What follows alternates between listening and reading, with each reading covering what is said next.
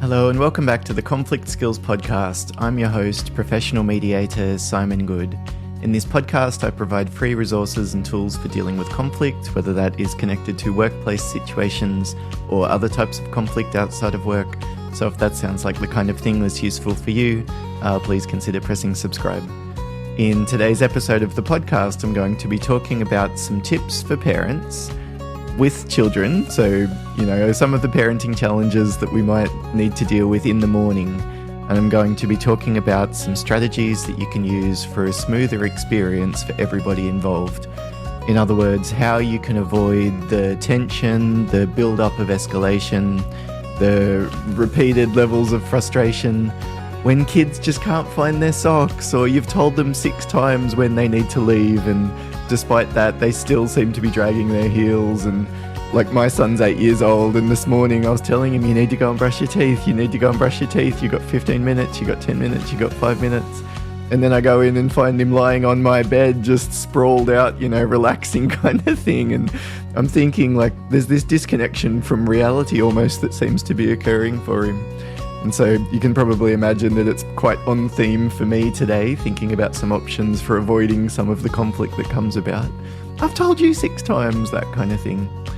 And today, because most of my focus in my work these days is on workplace mediation, I actually think it's quite important for that area anyway.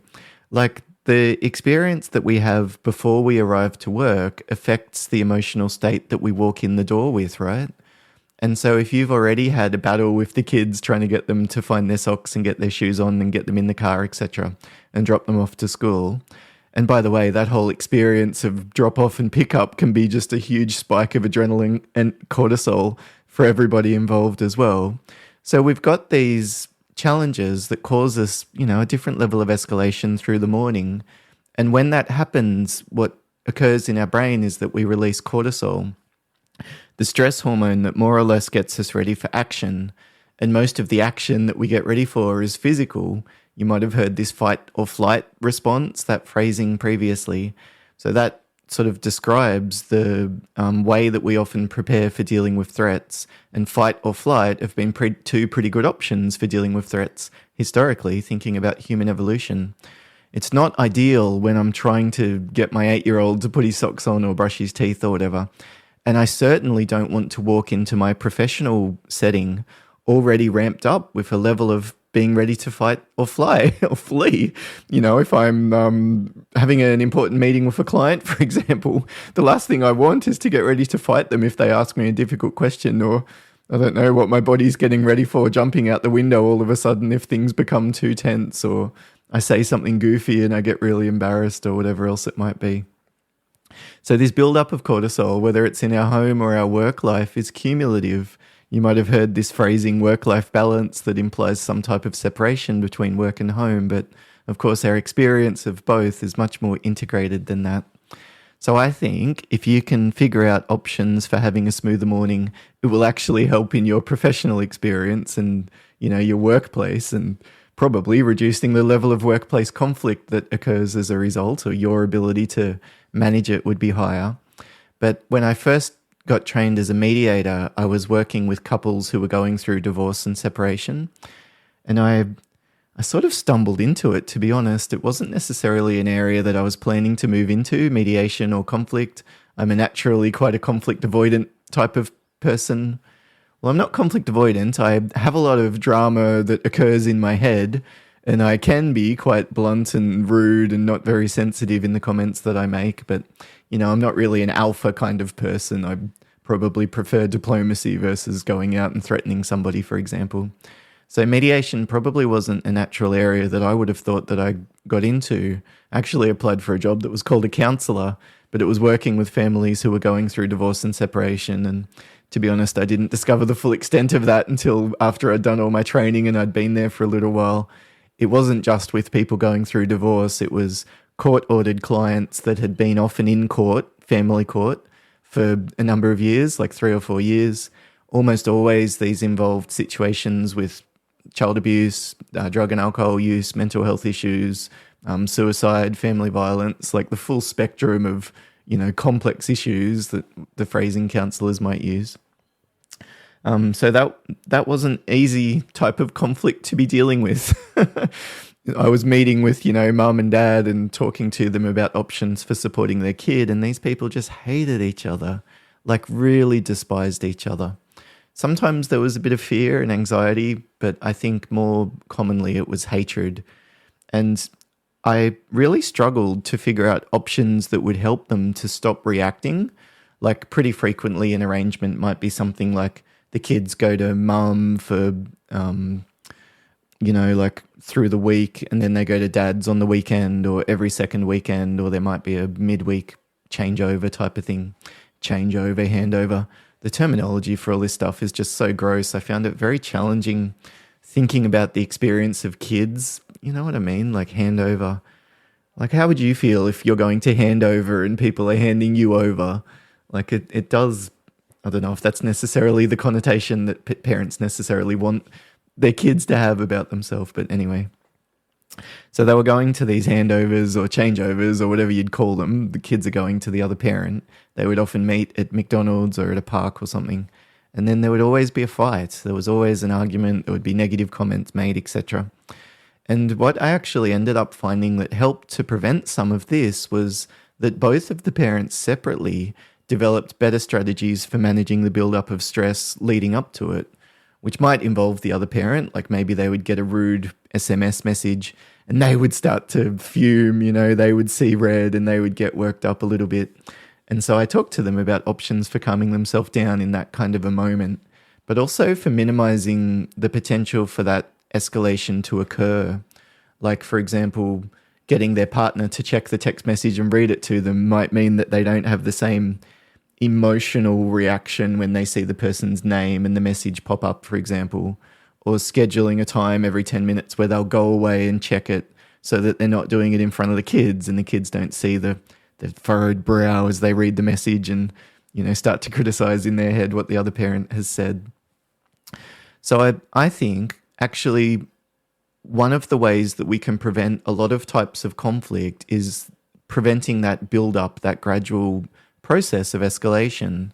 And we tend to infect each other in these kind of situations. It's a cumulative thing that's like contagious. If you can imagine in my household when everybody's getting ready in the morning, if one person really loses it, like they get really angry, it might be me, and I start yelling and stamping around and slamming things. And do you know what I mean? Like it's just obvious when I'm frustrated and I'm spilling out almost. Other people pick up on it, of course, and they might take the retreat, the flight type of response, walking on eggshells, talking quietly, avoiding me, staying out of my way. Or they might take the fight type of response, which is to say to me, you are overreacting. Are you serious? It's a relatively minor thing. Do you need to give us all a massive drama from the word go? We all want a peaceful, positive morning, so can you pull your head in and smarten up a little bit kind of thing. Like they might take that type of approach. And to be honest, if they're getting frustrated, they're not going to use words as considered as that. It's probably like, what the F is the matter with you or something like that. So I think actually this options that we have for avoiding conflict with our kids and avoiding that gradual process of escalation, you shouldn't underestimate the benefit that it can have, I guess. Don't underestimate the positive impact for yourself and arriving to work and having less drama and less stress under your belt from the word go, but also the benefits for your kids. Like you want them to arrive to school and being able to concentrate and, being less reactive. So when someone makes a rude comment to them, they don't take it as personally and, they don't fly off the handle. Well, you can help them by keeping the environment for them more contained and more calm in the morning, so they don't experience that gradual buildup of cortisol too. So I think the most important part of this is self-awareness. It's like developing the ability to zoom out and identify the patterns. Like when you're in the moment and your child says something like, I can't find my socks, just pausing and considering rationally what's at stake. We, I think, tend to have much more of an automatic process of reacting to situations than a lot of us assume.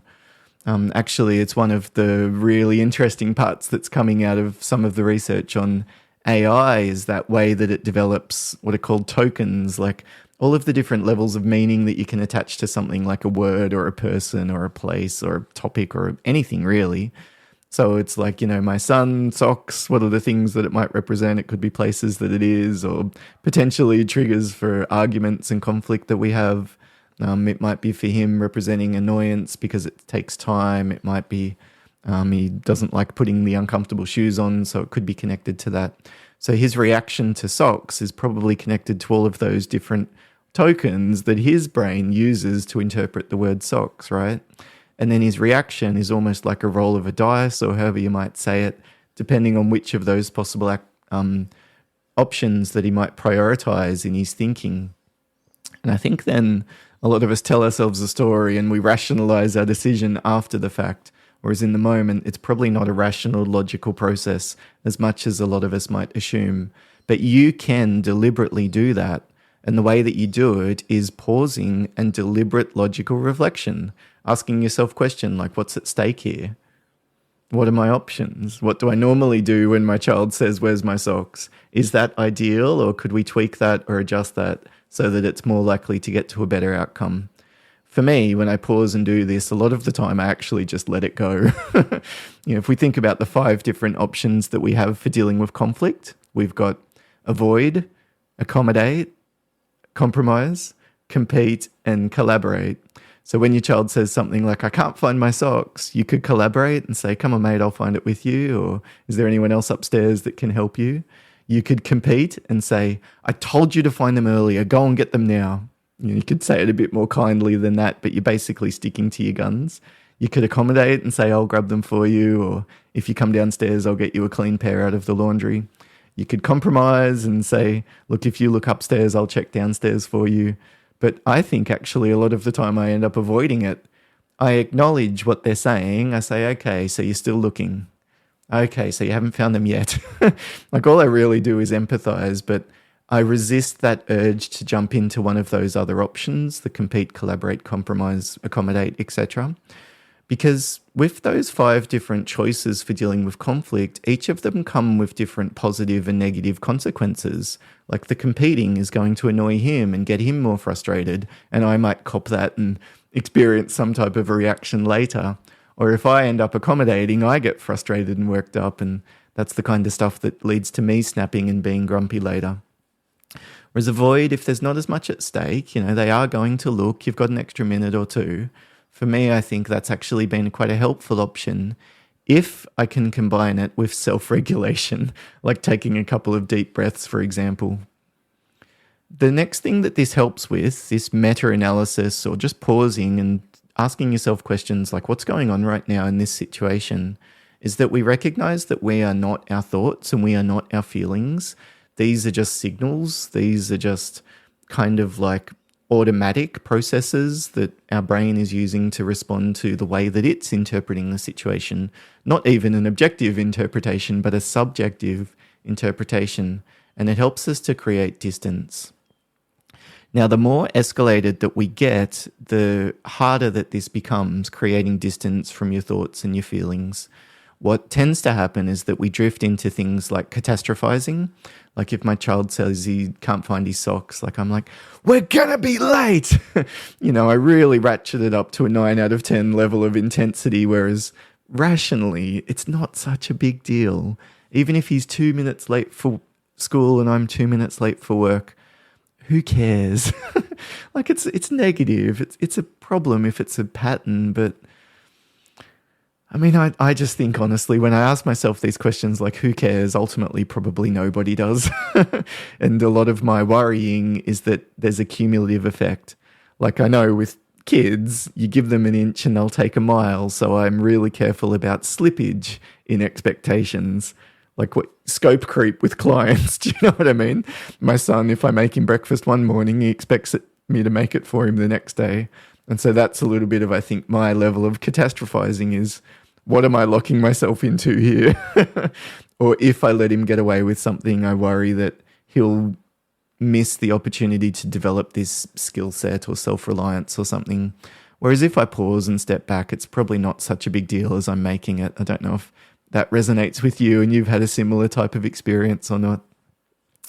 We need to be careful about our self-talk in these types of mornings. Like, I notice for me, I tend to get in a bit of a broken record pattern of complaining. I've told him 6 times. This happens every day.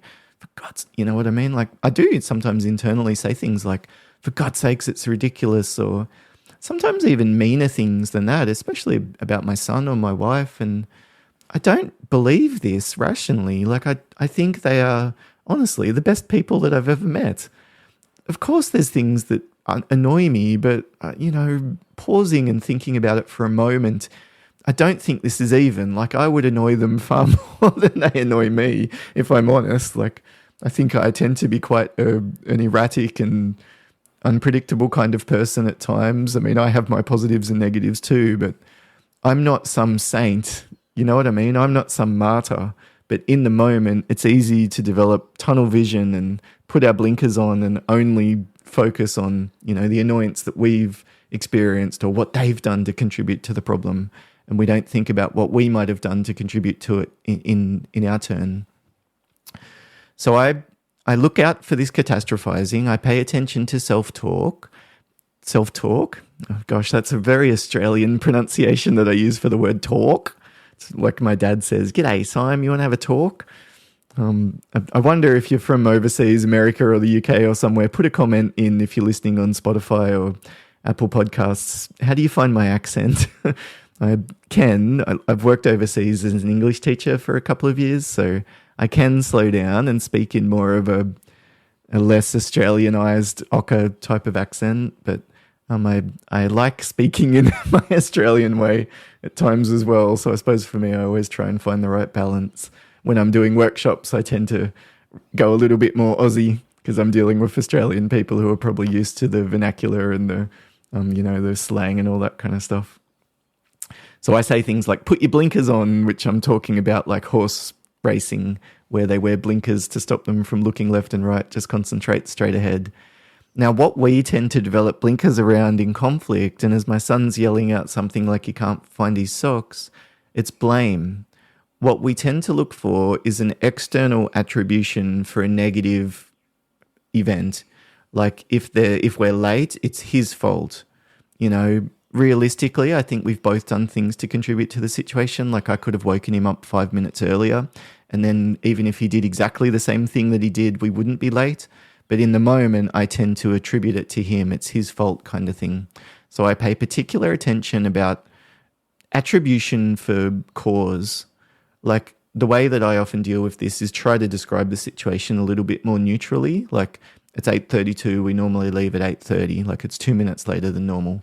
That's the fact.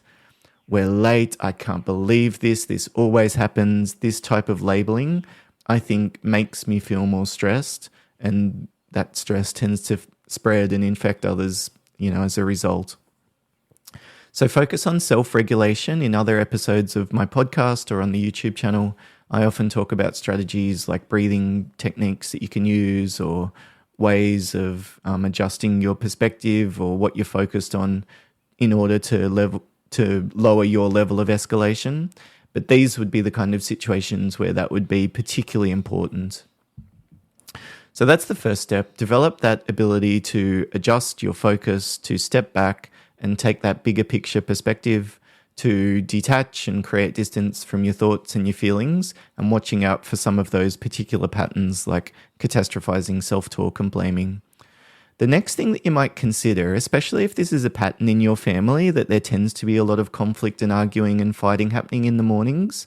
By the way, whether it's you involved or it might be other people in your household that's fighting and you'd like it to stop, and you're figuring out options that you can use to adjust the environment, I think that the 5 types of conflict are a particularly useful tool that we can apply in this type of a setting.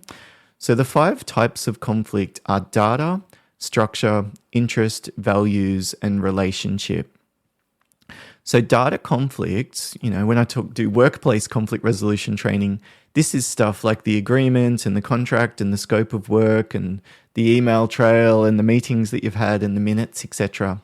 So when we're talking about family conflict, we're thinking about things like who should be doing what. So what are the expectations and how have they been communicated?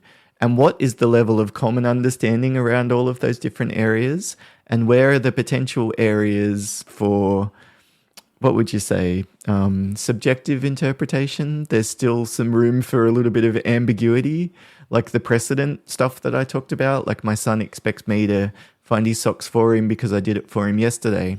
That's an example of data conflict. And I can deal with that by correcting the data, saying to him something like early on, just so we're on the same page, you'll need to find your own socks today. Is that okay with you? It's just making sure literally that there's a common understanding between us. And if you notice that there's a discrepancy in the data, quote unquote, like they say, I can't find it, the implication there is that they're hoping that you'll do it for them. So maybe it's something like, well, I've got stuff that I need to do right now, but where can you look? So again, I'm clarifying the facts, I'm clarifying the data. The way that I speak should ideally still be calm and composed. If we don't want to cause the other person to get worked up, we should talk or speak in a way that has a low tone, a lower volume, and a slower speed than what we normally might do.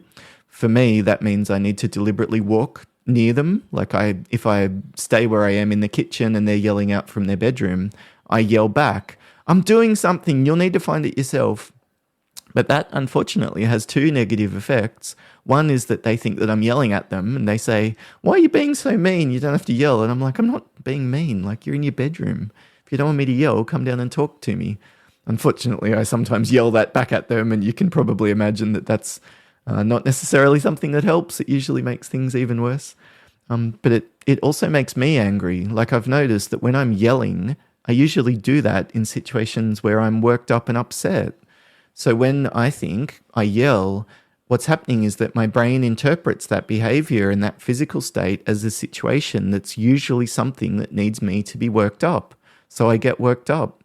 Like our brain is sitting like a dumb, organ in our head, which operates like a blank cave and it can't see or feel anything. It's relying on the information that's coming in through our senses, including what's going on internally. Like it's picking up on things like if we need to go to the toilet, or if we're hungry, or if we're sore or tired or agitated, or our heart's pumping rapidly, or we're using a raised voice. Like these are also signals that our brain uses to interpret what's going on in the situation that we're in and basically develop a plan for what we might need to do next. And if it thinks that this is a situation that usually involves escalation, it develops a metabolic plan. It thinks we might need to get worked up here. So our heart rate increases, like we do start to physically escalate. So clarifying the data is the first step, and thinking about the best way to do that, like going to the next room and saying it in a normal kind of volume rather than yelling.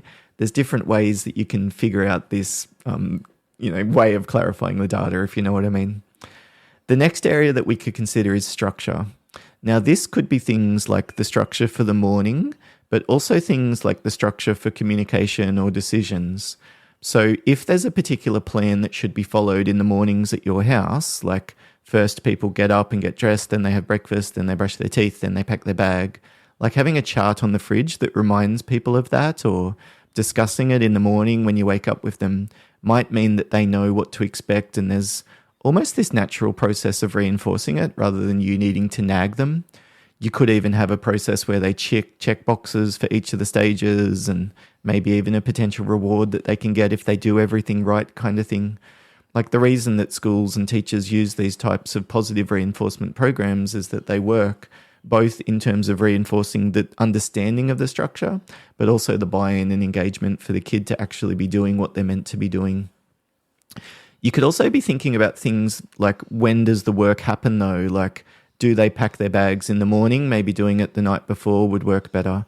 Or ordering from the school lunch. Maybe that's not ideal, like it's not the absolute healthiest food, but on balance, it would avoid a lot of the stress and tension in the house. So maybe it's something that you do decide to do just for a term or for a few months or something like that. Or maybe just indefinitely. Like, to me, I think we get a little bit too carried away about some of those aspects of diet. I mean, me and my family, I suppose, are relatively healthy, so maybe I haven't experienced some of the risk that's involved, but As long as my son gets enough of what he needs, I don't particularly mind when he gets it. Like if he has a really healthy dinner or a really healthy school lunch, I don't particularly care. Whereas I think teachers, obviously, they only see the lunch. So if they don't see everything that's meant to be there, they might panic, not knowing what he's getting in the other meals. But, of course, that's the decision that you can make as the parent. But when does it happen? How does that lunch get prepared? What's the source of it? All that kind of stuff. And remembering that behavior that is rewarded is likely to be repeated. So if your child gets away with not finding their socks for them, you do it for them, they don't have to find it themselves, then you shouldn't be surprised if the next day they're not up looking for it proactively. Like what they get away with, they're likely to do again. But on the reverse way of thinking about it, if you can think about ways of rewarding good behavior, it increases the chance that they'll start to do it more frequently. So what does your child want? Like, what are the kind of rewards that resonate with them? Some kids really love the charts and the gold stars and all that kind of stuff and seeing progress. Some kids, it's like the stomach is the way to their heart. So it's just sugar and lollies and something like that. Like my son, that's what it is. So we make him do all of his jobs and all the things he needs to do every day for the week. And then he's allowed a few dollars to take to the shops and buy some lollies on the weekend with his friends. To be honest, we probably would have given him the lollies after soccer anyway on the weekends. So to me, it's like a win-win. I've given him something that he was likely to get most of anyway. But he feels like he's worked and he does get a little bit extra anyway. But, it won't be long, I think, before his brain figures that one out and he wants to separate the rewards structurally himself. Whereas at the moment, I still have the advantage as the parent. But what can you do to adjust the structure? Waking up a little bit earlier, having the uniforms ready next to the bed so the kids don't have to go hunting around the house, when you do the lunches, how the transport happens, who's involved doing what. Maybe there's older kids that you can engage to help with the younger kids. Thinking about all these kind of things. Maybe even having your parents come and help some morning, all that kind of stuff. Asking your boss to work from home.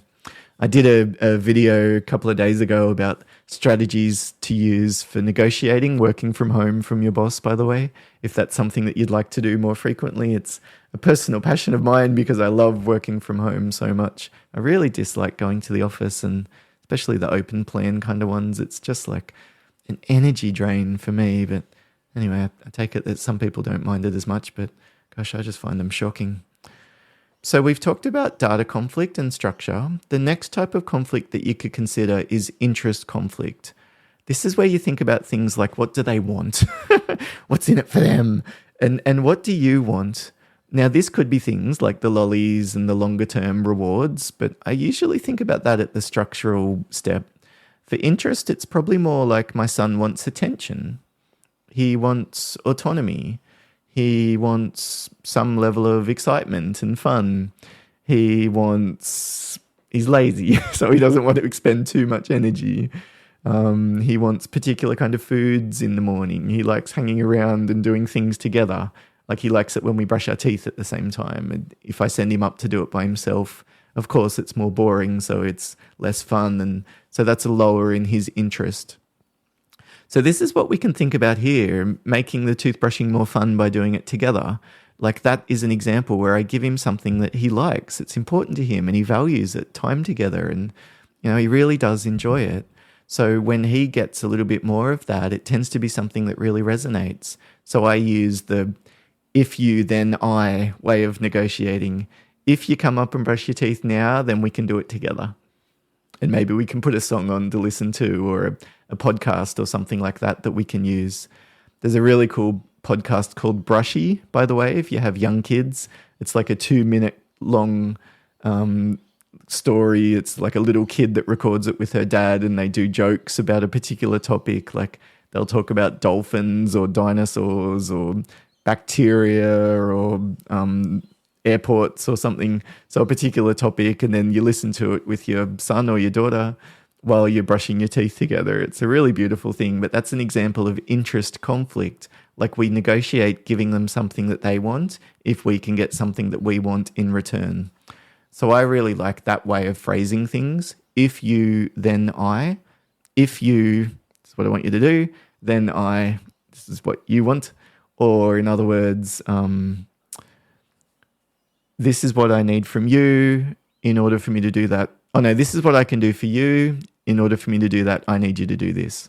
Look, I can chuck the podcast on if we can get up and do it right now. You could also approach this conflict in the morning in terms of values conflict.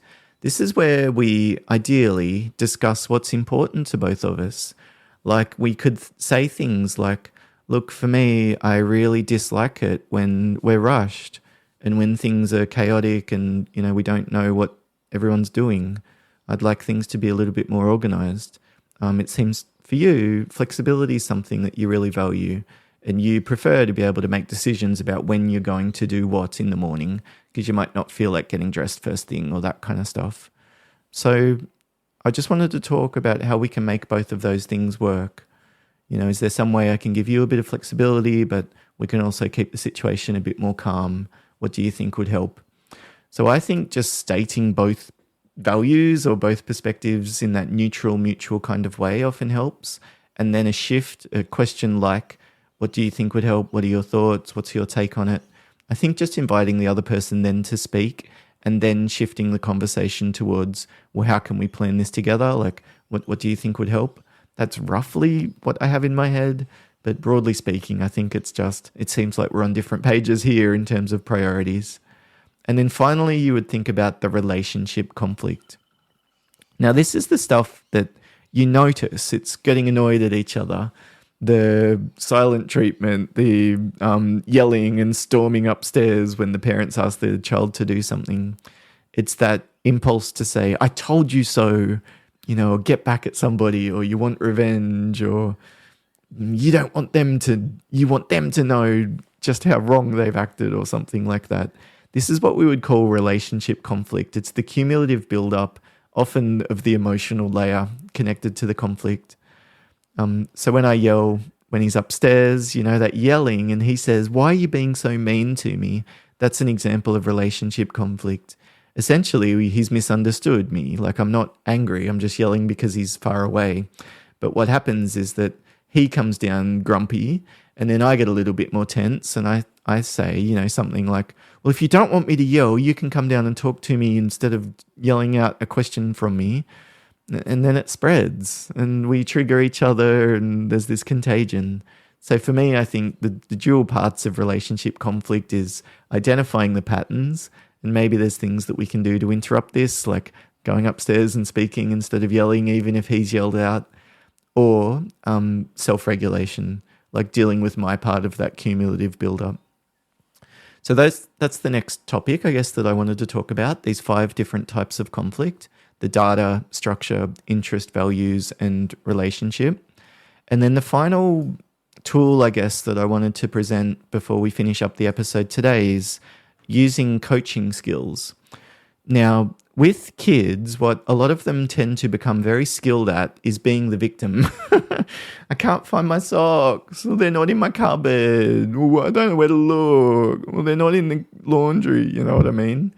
This whinging, complaining, helpless, hopeless, everything else is everyone else's fault, there's nothing that I can do attitude is infuriating. And so many parents that I know find this as a particular trigger. It's the kind of thing that really pushes our buttons. Now, when we're dealing with somebody who comes at us as the victim, the invitation is that we can take on 2 potential other roles. One is that we might begin to play the role of the persecutor. Like, we're the one that's angry at them, or we're the one that's judging them, or we're the one that's causing the problem. Like when my son says, I can't find my socks, what I sometimes do, if I'm honest, is I yell something like, look in your cupboard. You're not a child. Where did you put them? Like, whatever the thing is that's my natural knee-jerk reaction. And I'm slipping into that role. He's the victim and I'm the persecutor. And then he probably, very in a justified way, can say something like, why are you being so mean? Because that's what the persecutor does. They're really mean. And if I'm honest, that is probably what I'm doing. He's annoyed me enough that I'm being overly harsh. Or the other role that we can slip into is the rescuer. I'll do it for you. And they might ask you to do it for them, type of thing. And the challenge there is that it doesn't do anything to improve the child's self-efficacy, like their ability to deal with their own problems doesn't improve at all. If you've gone and found their socks for them today, tomorrow they're going to come to you and say that they can't find their socks. Whereas when we use coaching, and I particularly like the GROW model of coaching, it's an acronym GROW. It stands for goal, reality, options, and way forward. When we think about that model of coaching, the GROW model, the two effects that it tends to have on the coachee, the person who's being coached, is that it improves their level of awareness. That could be things like what's important to them, or maybe they're aware of how they've contributed to the problem, or more aware of their priorities, or more aware of options that they have. And it also helps to instill a sense of responsibility, which I think is probably one of the best antidotes that we have for that victim mentality. And so if you're the kind of parent that wants your kids to stand on their own 2 feet, that GROW model could be a really helpful option for you. And again, I've talked about that model of coaching in both the previous episodes of the Conflict Skills podcast or on my YouTube channel. So let's think about each of the different steps there. The GROW, the first step would be G, which is goal. With each of the steps, the idea of this framework is that you ask questions related to that area. So you would ask questions getting them to articulate the goal. Now, for something simple, like I can't find my socks, it could be a very simple goal that you're helping them to articulate. Like you could ask them something like, have you got one, or do you not have either of them? Or you could ask something like, how much time have we got before we leave? Is that the last thing that you need to do, or are there other things that you still need to do? Like these are questions focused on the goal. I'm getting them to think about the priorities and what's important. I'm not telling them the goal. Do you know what I mean? I'm starting to help them refine the priorities and adjust almost their aim. Like, what are they focused on? So if I ask them a question, like, do you have one of the socks or have you got neither? It helps them to adjust what they think about where they might look or how long it's going to take or all that kind of stuff. This then translates, by the way, to the next situation that they're in. It's one of the reasons I like the coaching approach and why that self-efficacy is so helpful, is that it's not just about finding the socks today. This is about how my son learns to deal with a problem that they don't have an immediate answer to. So the next step is the R. These are questions about reality. You could ask them questions like, where have you looked? Or I like questions that get the person to describe the situation, like descriptive questions. Like I asked them something like, how many socks were left in your drawer? So that's a question that forces him to go and look, obviously.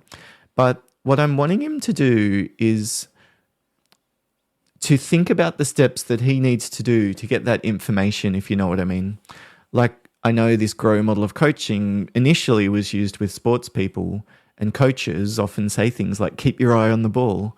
Like, that's often what you remind kids of, that they should concentrate on the game. But asking them a different question, like, which way was the ball spinning when it came towards you? It has no ceiling, no limit on the level of complexity that the person's thought could, the type of thought that it could encourage, if you know what I mean.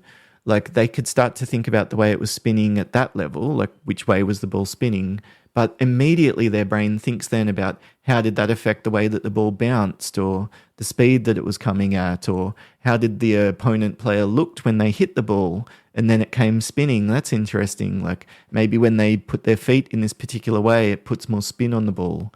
Or what did the player need to do differently to hit a ball that was spinning?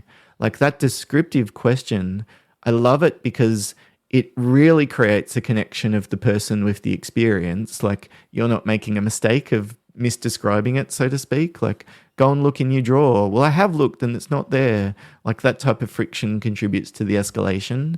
Whereas you saying something like, how many's in your drawer? There's no risk there. It doesn't sound as much like criticism as a question like, have you looked in your drawer? And then if they say no and you say, well, go and bloody look, of course, this is the type of pattern that we probably don't want to introduce, right?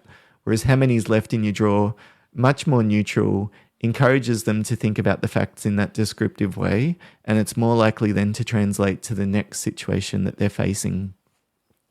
The O is about options, asking them questions like, where can you start? Is there anyone else upstairs who can help you? We're starting to get their mind thinking about this as a problem with potential things that they can do to solve it.